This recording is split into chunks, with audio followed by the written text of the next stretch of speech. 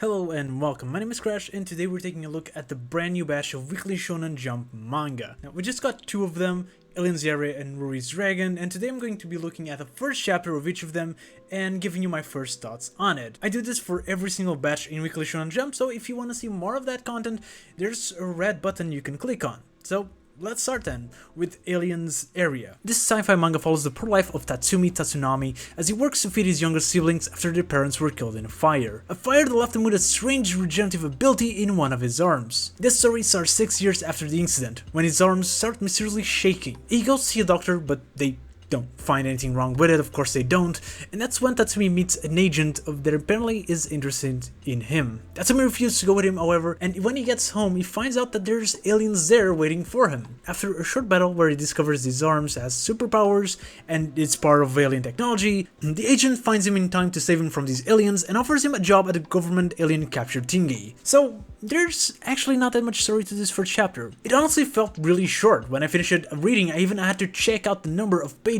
because I honestly thought this felt more like a 25 to 30 page chapter compared to the normal 50 to 55 that we tend to have in Jump. But it's actually not shorter at all, it simply feels like it. And I think that's because the story just flows really fast and because there's a big bulk of action here, more than I think tends to have on chapter 1s, even on Battle Shonen chapter 1s. Normally those tend to have some fight but focus more on the introductory story. This different focus isn't necessarily a bad thing, however, as I think we got enough on this chapter to get the feel of what the manga is. We still need to have a lot more development in the next couple of chapters, but for what it is, we did get an introduction to the main character, the origins of his superpower, and the main villain faction we are going to face, as well as the organization that the character is likely going to belong to. That said, I can't say that the pacing did wonders in making me invested in the actual story so far, because I'm not. Neither is the story or the characters, and the character's main power seems to be a bit underwhelming as well.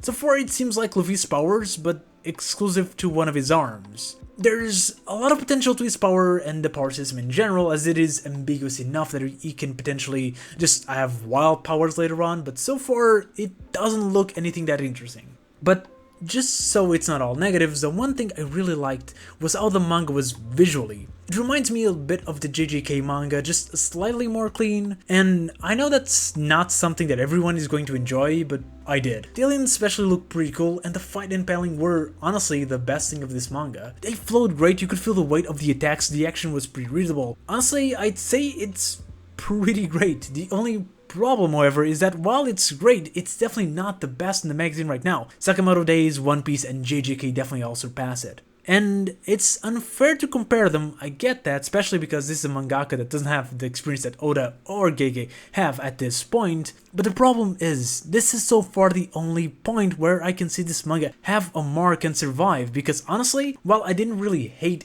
anything, I don't think this chapter 1 did much to stand out in any other regard so far. I mean, the aliens are new in the magazine, but it feels very much like a budget Down to Dawn, and you don't want your manga to feel like a budget anything in general, but especially in Jump right now, because battle shonens are going to need to seriously stand out to survive. We just saw Ayashi Won't Die, and that was a manga that I think was far more unique in the magazine than Alien's Area. So yeah, I don't have high hopes for this one, but we'll see. It's definitely not without some cool features. The second manga is a gag manga, and as per usual in these videos, that means that that's my favorite manga of the batch. It's of course Ruri's Dragon. Now this one has even less plot, and I think it reads even faster than Alien's Area. The main plot of Ruri's Dragon is that our main character Ruri wakes up one day with horns on her head. Turns out that her dad, that as far as you can tell she never met, is a Rio dragon, which if you don't know is a type of Japanese dragon. The sea ones, kinda like Gyarados. It's also the kind of dragon that Kaido from One Piece is, which is also a character known for his trademark horns, so there is some connection there. But this chapter of the manga is just Ruri essentially interacting with her normal day people, like her family and her schoolmates and teachers, as they all react to her horns. And what I find so interesting is not so much the plot, what happens in the manga, and more so the style of comedy. It just feels so different from what we got in Jump, and I love it for it.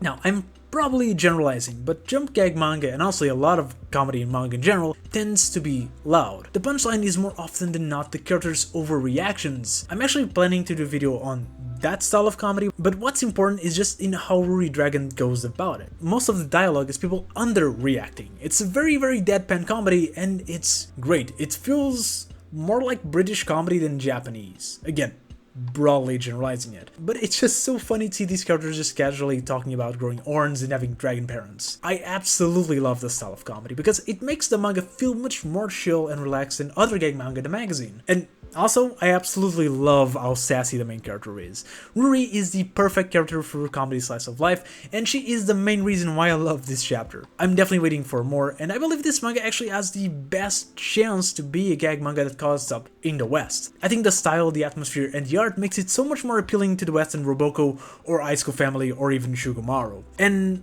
less than one day after the manga came out, I've already seen a lot of positive comments about it, so I really hope this one survives. It definitely has a chance to be my personal favorite comedy manga in the magazine. Yes, even above Roboko.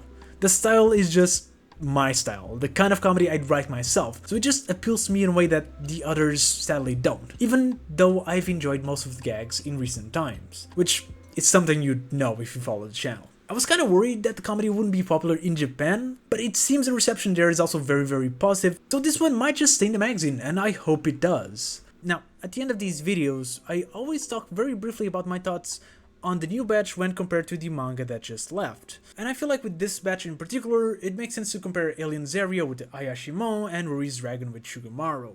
So, Ayashimo, in my opinion, looks fairly better than Alien Zeria. I'm just a bit biased to it, I guess, but I absolutely love the main character, the art usage of Shonen Jump, which I made a video on, and the villain was absolutely fantastic, and we've been robbed of more of him. So, yeah, while Alien Zeria isn't the worst of Jump, far from it, I don't think I'll ever enjoy it as much as I did Ayashimo, at least based on this introductory chapter, of course. Shugomaru was another manga that I really enjoyed. It really felt like I was the only one at times, but I really did. I thought the joke would become annoying very fast, but I think it was used really well throughout its run. The thing is, the ending of the manga is pretty good. It's a bit rushed, of course, but I think the final plot twist was going to be the same, and so it still works. The foreshadowing to it's there, and it makes this manga a pretty nice complete package, which I always find to be a good way to go. And Oliver Rui Dragon is probably going to be my chapter of the year.